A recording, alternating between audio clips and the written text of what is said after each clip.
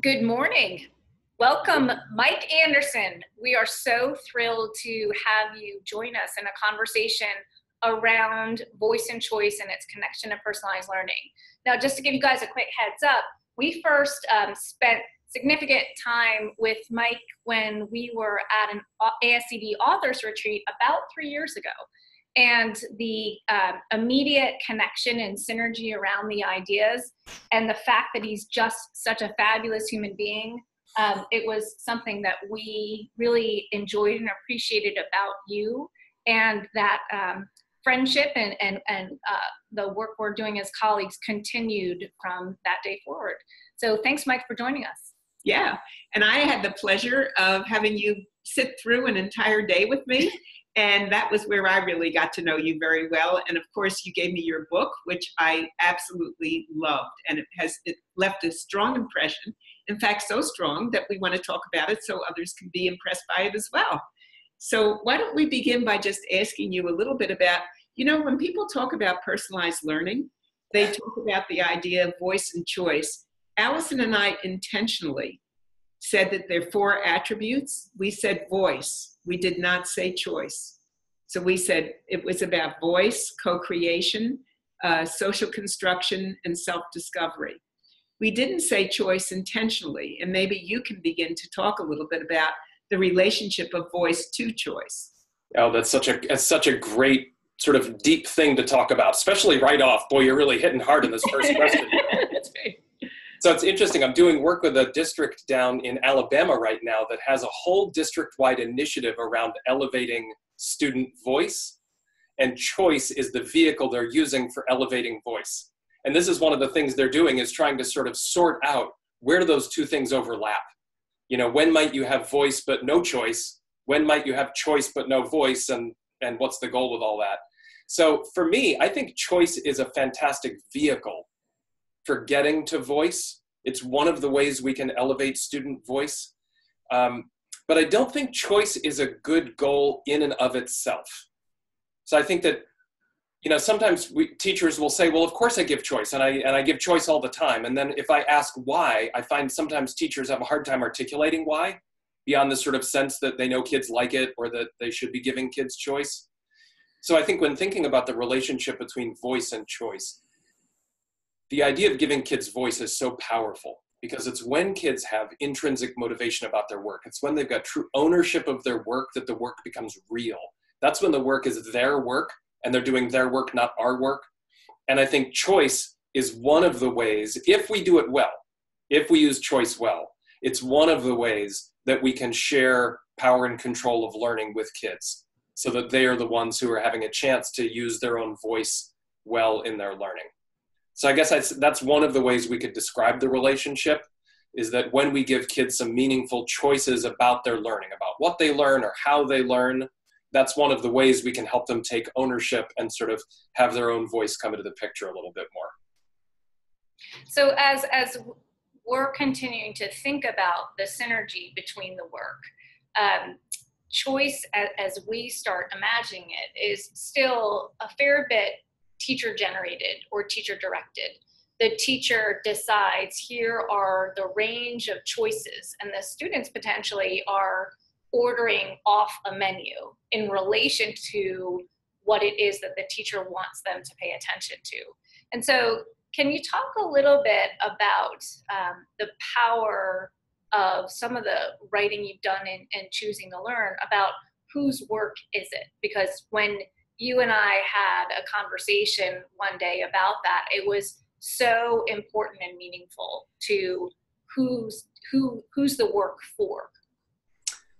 Yeah, so I remember seeing this really powerful speaker speak years ago, and he was talking about, he shared this great story about how he had given a group of 7th graders, his 7th grade students, a writing prompt, and a kid in his class had done a crummy piece of writing. And he went up and had a conference with the kid and said, hey kid, this is a crummy piece of writing. Like, what's the deal? I've seen you write great stuff. This is not your best work. What happened? And the kid rolled his eyes and said, well, that was a writing prompt. You made me do that. That was your work, not mine. And then I've tried to look up this quote and I can't find it anyway. So just know that if you Google this, you might not be able to find it because I haven't. But he then said that the teacher said he was reminded of a quote by Plato, which was, "Any man who does another man's work is a slave." Yeah. And if you think about the school experience that most kids have, I really think most kids are living lives in school, which is about obedience and compliance. It's the grown-ups who figure out what the kids are supposed to be doing. And the most successful kids in school are the ones who are the best hoop jumpers. You know, they're the ones who are good at figuring out what the adults want them to do and how the adults want them to do it. And then they go and do that to the adult specifications. And that is not the world these kids are going to be moving into. Like when you look at all those lists of what are the skills that employers are looking for in the current economy, it's about self-motivation, not being motivated by other people. It's about creativity and autonomy and drive and persistence. All of these, I mean, you think about the habits of mind, these are all attributes and skills that are really hard to nurture if what you're doing is trying to figure out how to follow somebody else's demands. On the other hand, school is organized around content demands and standards and all that good stuff, so to speak. Yep. So talk a little bit about how you think about that. Yes, so an article that the two of you wrote together is brilliant, and I have shared it with so many teachers, and I'm going to continue to share it with teachers. And what's brilliant about the article is that you talk about the idea of a soundboard as a mechanism for thinking about sort of where do the choices come from? Who's controlling the choice? It's something that I had struggled to articulate for a long time, and I'm so glad the two of you were able to do it because I was coming up short. But I think one of the things we have to do is we always have to be thinking about as teachers, how are we structuring the work? Why are we structuring the work? There might be times when kids don't have any choice at all, and that's going to be okay, that we are all doing this one thing together, and that the goals of the activity mean that we're all doing this one thing together. There might be times when kids have a lot of flexibility about what they're going to learn or how they're going to learn. It might be that they've got some choice about how they're going to learn, but not what. You know, we are all studying the Civil War, and we're all studying these three main attributes of the Civil War, but now you're going to have a wide range of choices about how you explore that or how you demonstrate your learning. And so I think as we think about, you know, standards and objectives that we have, you know, we're given standards that we need to teach to. And sometimes teachers are even given whole curricula they're supposed to teach to. You know, those awful scripted curricula that tell teachers what to say and when to say it. It's written by these people who've never met your kids and who don't know where they're at when they come in at the beginning of the year. So depending on the situation, we then tailor the amount of choice and voice that we give students based on what we've got to teach. So here's just a simple example. There was a teacher I was working with in Maine who taught calculus. And she was working on giving her kids, she wanted them to practice the skill of self-differentiating their own learning. So instead of her doing the differentiation, the kids were going to be doing the differentiation around differential equations.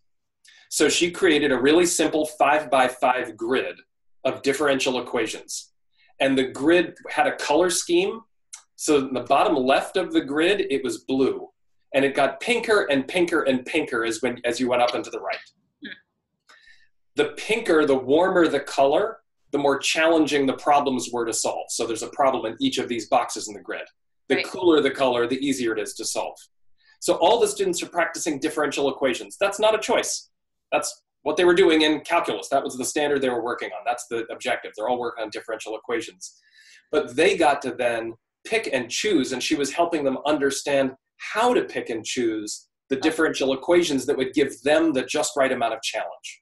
I think the way she phrased it was, they're fun enough to make you sweat a little, but you'll still be able to do it.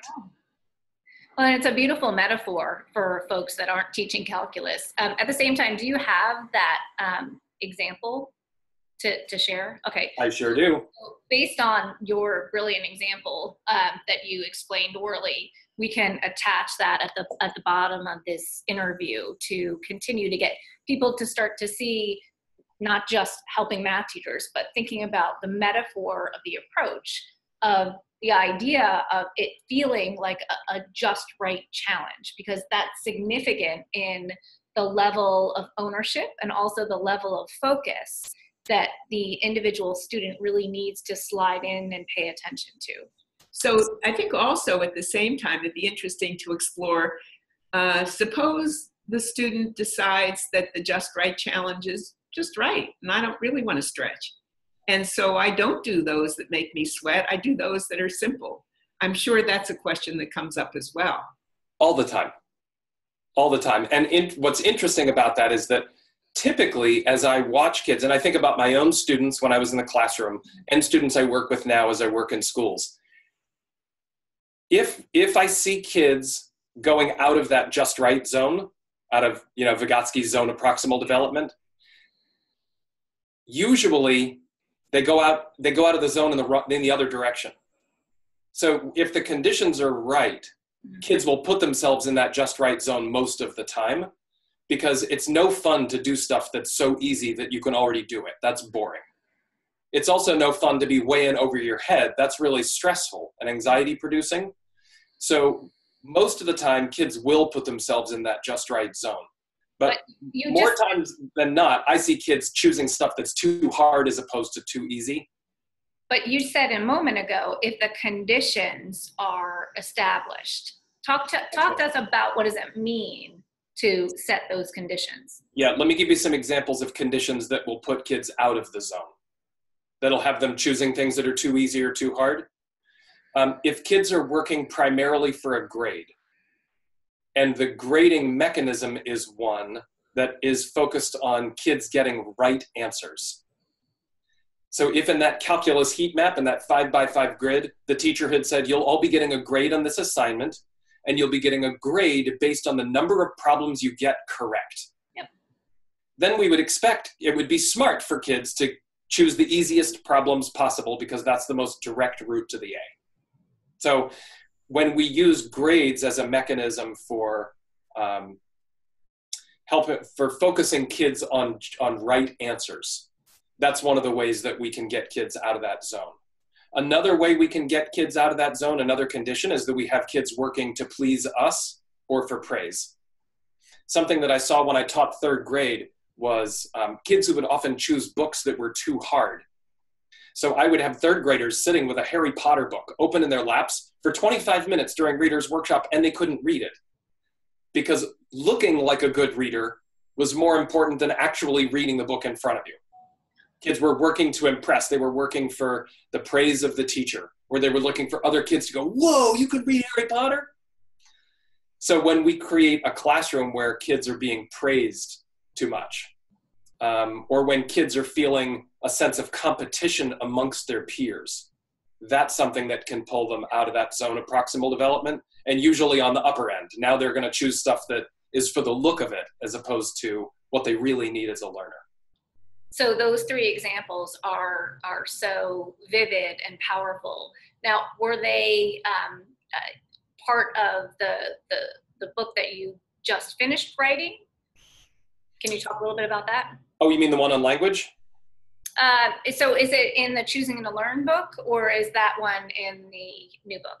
Well, like we were talking about before we officially went on air here, there's a lot of overlaps there. Yeah. And so in the Learning to Choose book, I say there are kind of three conditions that we need to especially pay attention to in order to make sure kids are making good choices. Yeah. And one is about a safe and supportive classroom environment. Another is that kids truly have to own the work. They can't be working for us. They need to be working for themselves. And then the third is that we actually have to teach kids skills of metacognition, is that we can't just say to kids, make a good choice, and expect them to know what that means.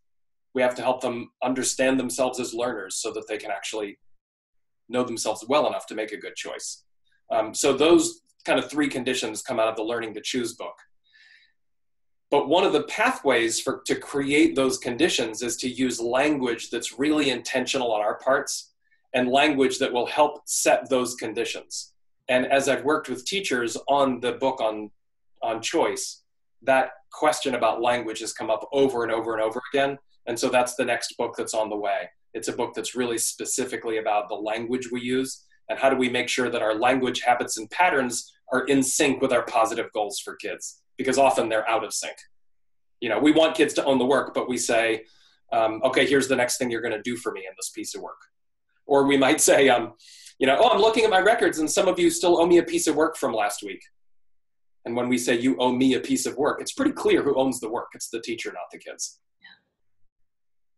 So it's super important. If you're interested in reading Learning to Choose, Choosing to Learn, we'll make a link for that book on the bottom of the interview as well. And again, the conversation that Mike, you just shared with us about the 3 conditions, I think it would be super helpful to get that in written text as well. Yeah, so. Absolutely. I'm going to jot myself a note about that right now. I think it would also be nice if you could explore a little bit in that same little piece, the conditions and the power of metacognition, because that's part of the condition is the, as we would call it with habits of mind, being able to take a responsible risk, to have the courage to have your voice about these things, to have your courage to make those choices, because you really are taking a risk. I think sometimes we forget how dangerous it is in that environment, not just because of grades or getting it right, but just because it's a little scary to not know what you're doing and to be not sure about it. Yes, and if we're actually going to encourage kids to put themselves in that zone of proximal development, because that's one of the goals of this, is to help kids make choices that put themselves in a place where they can actually learn something. What we're actually asking them to do is put themselves in a place of emotional vulnerability. Because in order to actually be in the position to learn something, you have to not know that you can do it already. Exactly. Yeah, and that's a real risk. Or it might be that we're asking kids to reveal something about themselves that could be a little bit risky. An example I give in the book is that in 6th grade, my son was given a choice about how to diagram a cell as a take-home week-long homework assignment. And he asked the teacher if he could make a cell pillow. He's always been into crafting, like he could knit when he was 6 years old. And so my kid who hates homework, he spent 7 hours in this 1 week creating a cell pillow where he was needle felting ribosomes, you know, using raw wool, a block of styrofoam. And he stitched this whole thing together. If he had been worried that he was going to be made fun of for doing a sewing project as a 6th grade boy, he probably would have done something simple and easy like a quick diagram he could have done in 30 minutes. But because he felt safe enough to take on a task that, you know, wasn't totally in line with gender norms, he was able to engage in really robust learning. He still has that pillow. It's right next door in his bedroom. And he can still tell you almost all of the parts of the cell. So if he hadn't felt safe enough to take that risk, he wouldn't have done the great learning that he did. Well, and it's so interesting in terms of the synergy between the Choosing to Learn book and the new book. What's the initial title of the book, by the way? The working title is What We Say and How We Say It Matters. So I think it's so incredibly important that the safe and supportive environment that you shared in the Choosing to Learn book is actually directly connected to the way we speak with students. And starting to think about those habits and the idea that sometimes we create conditions that we think are safe and supportive, but oftentimes things like sarcasm as part of sort of a tone in language can start to actually derail the powerful structure and parameters that we've set up for kids. That's right. And sarcasm is a great example. Although I kind of do a mini deep dive into sarcasm in the new book. So sarcasm actually comes from, it's either a Latin or a Greek word that means to rip or tear flesh like a dog. Oh. So the goal of sarcasm is to hurt. The goal is to cut someone down. And a lot of teachers will say, oh, I use sarcasm, or, oh, I'm really sarcastic. And actually, I think most teachers aren't. I think most teachers confuse sarcasm and irony. So lots of teachers might look outside on a rainy day and say, oh, what a beautiful day outside. Well, that's not sarcasm because it's not meant to hurt anybody. It's irony. But sarcasm is a great example of something that some teachers might use actually as a way, I don't want to say to build community, because I don't know if anybody would actually say it builds community, but they might use it as a way to sort of put a student down in a way that feels playful. Mm. So they can kind of cut them down a little bit and get kind of a laugh or a joke and make their point without being direct. And oftentimes they'll hear the laughter and think that that means that kids like it. The victim almost never likes it. And even the kids who are laughing along with the sarcasm might be doing so because they're uncomfortable or because they don't know what else to do. But sarcasm absolutely is one of those language habits that we need to get rid of altogether in schools, because it creates environments of fear and shame. So the habit of mind that we think about with that is we call it finding humor. Yeah. And it's really interesting because humor is different from what comes from the emotional state of finding humor is you want to relieve the tension. Right. So you want to do creative. That's funny, and you want to kind of relieve the tension. Sarcasm comes from being cynical. So yes. You're expressing a cynicism about the individual or a cynicism about the situation versus finding humor, where you're finding something that's kind of fun that you can make fun of because you're making fun of yourself, or you're finding something that's humorous in the situation. Yeah. So I think that, again, this is so important because I know that when we studied finding humor, we found that gifted children have an incredible capacity for humor. Puns, metaphors, understanding the joke. I mean, that is really a true sign of a gifted person very often. Mm-hmm. We forget all of that, like bringing in all kinds of ways of developing cartoons and things that really serve that purpose. I think it's just that our society kind of has given a normalizing to sarcasm as humor. And I think it's really something that we're not creating what I would call, from the perspective of what you're doing. When you give the conditions of the classroom, we would call that psychological safety. Yeah. The kids have that capacity to be and to do and to raise their voice and to be who they are and what we always talk about, and to feel like this classroom is related to me and it's personal.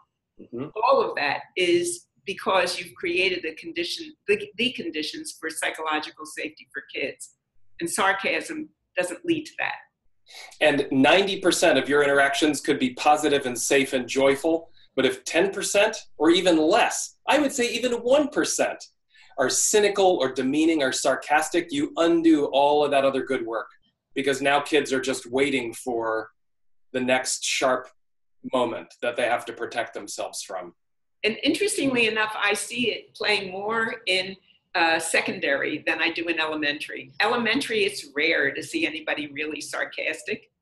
But once you get into working with adolescents, you kind of feed off of their energy, and their energy is often around that. And before you know it, we're all in it together. Yeah. So it's very good to be mindful in the way that you're suggesting in the new book, to be very mindful of these.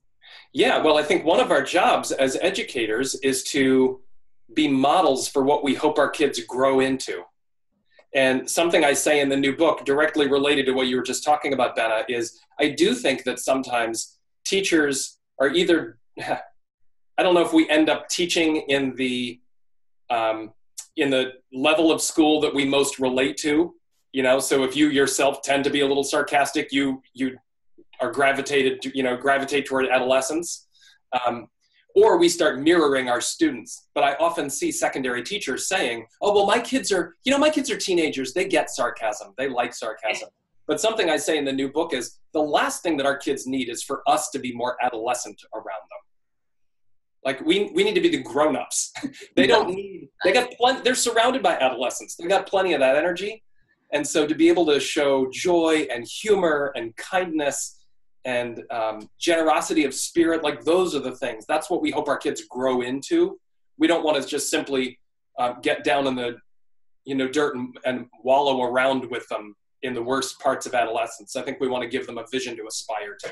Well, the stunning simplicity of that statement makes me and Betta as well definitely want to get our hands on that book. So exciting to not only read it, but also do a follow-up interview with you on that. Yes. So I so appreciate the way you're thinking. So I think it's just really refreshing to hear you. And I'm so pleased that we were able to grab this interview with you. I'm so glad that we've made this cool connection. So I have to tell you a quick story. I don't know if you remember this, Allison. I think I told you on that author retreat where we all first really, where I connected with the two of you, I almost didn't make that because I was supposed to fly out of Boston and there were thunderstorms. Oh, right. Yeah. I had to take a train in the middle of the night too. So yeah. I drove it. I was told the flight might not leave till the next day, so I went back out to the parking garage and drove from Boston to Washington D.C. so that I could. You should have picked me up in Hartford. I didn't know you then, but at the same time, if I'd only known, it would have made it a little easier. Well, like I said, Mike, we're dear, fast friends based on not just the synergy in terms of our work, but human being to human being, we just continue to believe in the heart and in the work that you're doing. So thank you again for joining us. Thank you. I feel the same way about both of you.